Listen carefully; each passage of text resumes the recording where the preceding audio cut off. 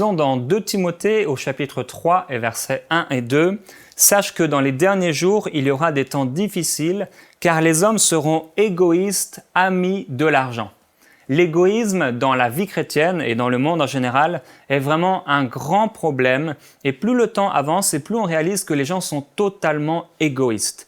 L'égoïsme est né dans le cœur de Satan et Satan amène cet égoïsme dans le cœur du maximum de personnes possibles. Et c'est là que nous arrivons dans des pays qui sont dits riches et à côté, à quelques heures d'avion, des pays qui sont dans une pauvreté profonde parce que les riches vivent pour eux-mêmes et ils sont complètement égoïstes parfois. Alors ce n'est pas le cas de tous les riches, mais il y a une réalité, c'est que beaucoup d'hommes sont égoïstes. Et lorsque nous retrouvons cet égoïsme dans nos vies chrétiennes, dans les familles, cela crée toutes sortes de problèmes. Des couples sont divisés, des familles sont divisées à cause de la façon dont nous gérons l'argent dans nos vies.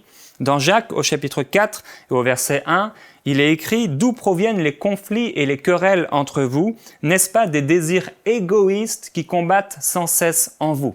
Et il y a parfois le mari qui, par un désir égoïste, va acheter une grosse voiture alors que les enfants auraient peut-être besoin de bien manger et de bien s'habiller ou de faire des études. Il pense d'abord à ses désirs égoïstes avant de penser aux besoins de ses enfants. Il y a peut-être la femme qui va dépenser d'une manière égoïste son argent alors qu'elle pourrait être une source de bénédiction.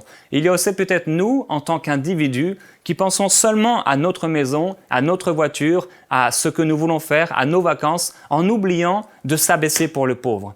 La Bible dit que lorsque nous donnons aux pauvres, nous prêtons à l'Éternel. Et nous ne devons jamais oublier que si Dieu nous a fait prospérer, c'est pour être une source de bénédiction.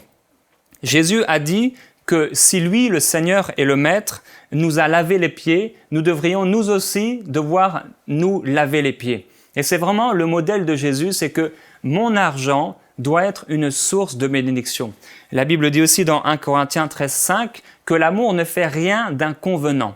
Et peut-être que dans votre vie, vous avez fait des choses inconvenantes par rapport à l'argent. Peut-être que vous avez pris des choix et des décisions financières ou que vous en prenez d'une manière régulière qui créent des problèmes dans votre famille.